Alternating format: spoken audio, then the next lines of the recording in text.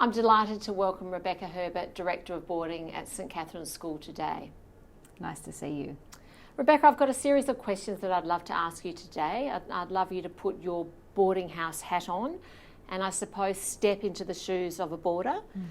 So my first question to you is, if I was to ask you as a boarder what you love about boarding at St Catherine's, what would your answer be?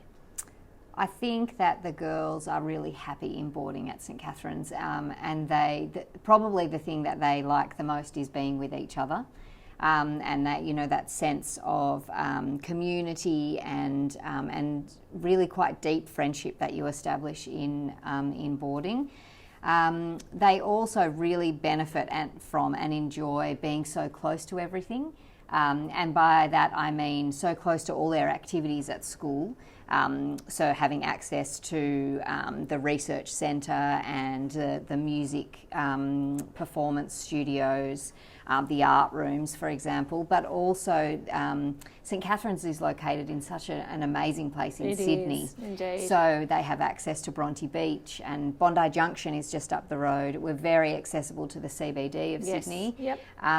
So they also really enjoy that. We're so lucky also that our facilities at St Catherine's are wonderful. Our boarding facilities are modern and very recently updated. So each girl has her own room and lots of storage for her to put all her possessions, and I think that is something that they also really enjoy. You know, it's a nice space that they can enjoy. And tell us, September, October this year, we're due to launch RPAC, which has been a fantastic project here at the school in the making for some years.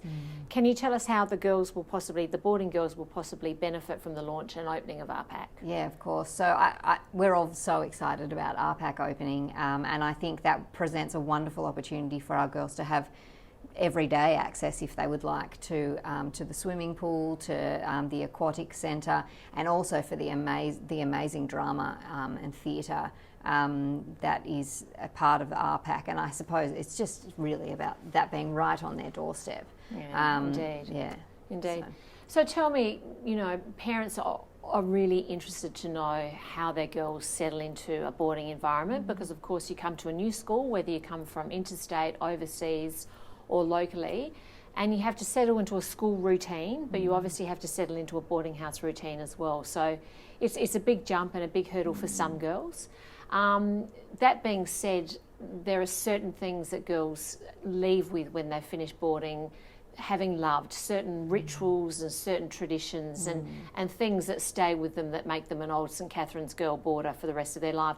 What are some of those rituals and some of those traditions? So I think a lot of those are really about bringing girls together.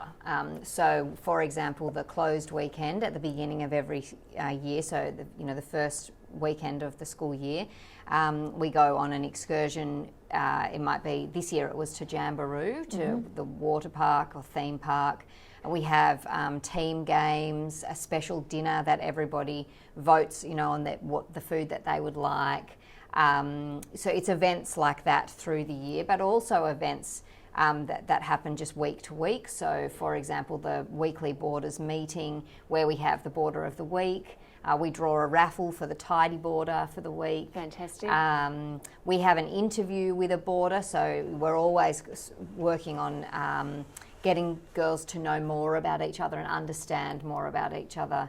And I think a lot of it too is just that informal time that boarders spend together. So sitting, watching a movie together, helping each other with their homework, sharing each other's clothes, perhaps. Yeah. They're the things that you remember, those really close friendships and constant support for one another. Great.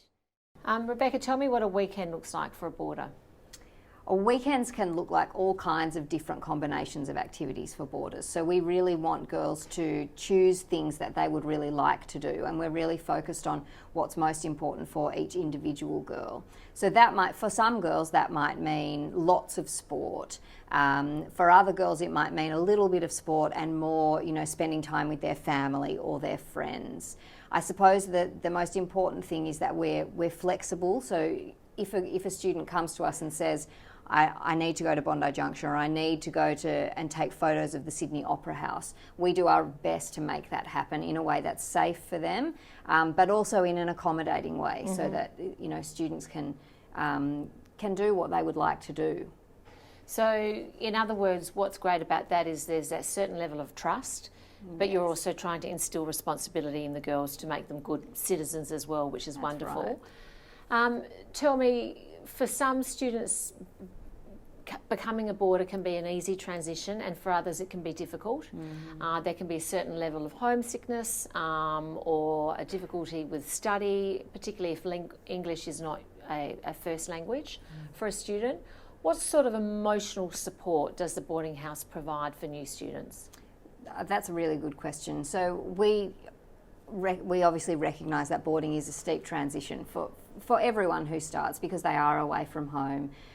So we're very careful to align them with a buddy, normally in an older year group, or it might be the same year group. So someone who has been at St Catherine's a little while, understands how everything works. We also we're very proud of our staff and how well that they connect with the girls and get to know them, build rapport with them. So they're very good at staying in tune with how boarders are feeling and how they're coping with the transition. I also think a big part of what we do in the early days is keep girls busy and engaged. Yes, absolutely. So not sitting around worrying about feeling sad about not being with your mum and dad, but being involved in really, really varied activities to build those connections and start to feel part of the furniture at St Catherine's. Absolutely.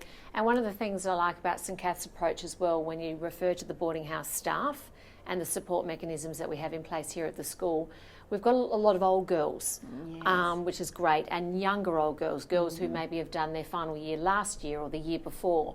So I think they can certainly relate, particularly to the older girls, as you transition into young adulthood, which I think is a wonderful support basis.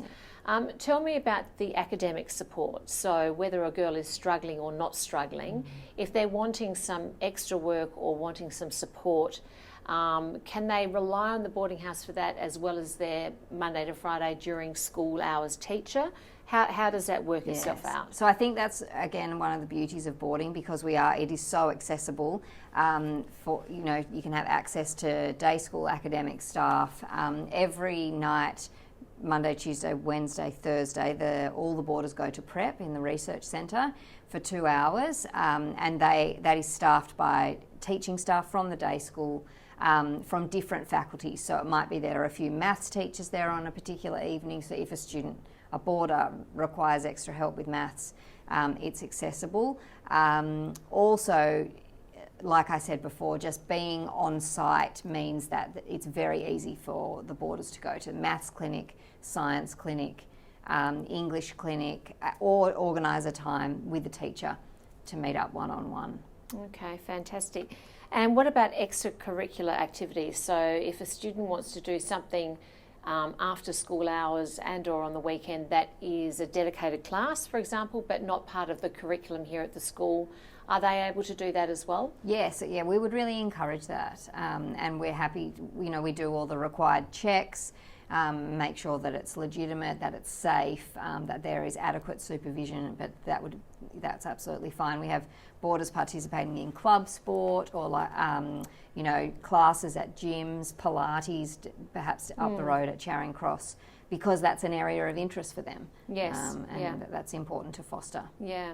One of the things that I find really interesting is our mobile phone policy in the boarding house. Can you please explain to families what that actually is and how that is actually helping our current students, current boarders? Well, I think the reality is we're all addicted to our phones, and we all need some guidance around how to manage that addiction. So we use phones in the boarding house mainly to communicate with home. And we encourage girls to do that at a set time each day or every couple of days. But one of the things that we do is always take computers and phones away at night, and we lock them up in a charging station, and then we know that the girls are getting a good night's sleep. And then in the morning, when they've done all their, when they're in their uniform, they've been to breakfast and they've made their bed, they can have all their technology back. And although that may sound a little bit strict, perhaps, after a few years, girls will often say that they actually really appreciate that structure because it just gives them that time that they need to rest. Absolutely. And Rebecca, in your time as Director of Boarding, you've probably heard some funny stories and seen some funny things. Is there anything that comes to mind as we close this interview today that you'd like to discuss or mention? Look, I think that there's the boarding house at St Catherine's is hilarious and chaotic often, but it's a level of organised chaos. Yeah. So lots of noise, lots of hilarity. When the Year 12 boarders leave each year in September, we have a valedictory dinner, which is full of traditions and rituals that really fosters that sort of focus on the individual girl and how they've developed over time, but also lots of jokes that have occurred, that have been funny over time. Rebecca, tell me about the number of students we have at the boarding house here at the school. So we have the capacity for 67 boarders, and it's a purposefully small boarding house. Everyone's in the one building, obviously with their own room. What that really allows us to do is know every single girl really well and track their development and track things they might be struggling with or things that they're particularly excelling in. And it also means that everybody knows each other really well. So the girls know and understand each other, and also the staff know every girl and how to get the best out of them and how to get them really thriving to their potential. Okay. So to finish off the interview, if you were to ask a current boarder 5 things that they would not necessarily say, but 5 words that they would use to describe their current boarding experience here at St Catherine's, what would they be? I think the first would be fun, because the boarding house is definitely fun. Independent, because we get girls to do things for themselves and really do things for themselves. Routine and structure. So they might not like that when they're younger, but when they're older, they're definitely talking about the benefits of that. A strong focus on academic performance and academic improvement, so improving over time. And the last thing would be community, so focusing. Fantastic. Well, Rebecca, thank you for your time. I know that anyone who does have an inquiry regarding the boarding house at St Catherine's School, please contact the enrolments office. Thank you.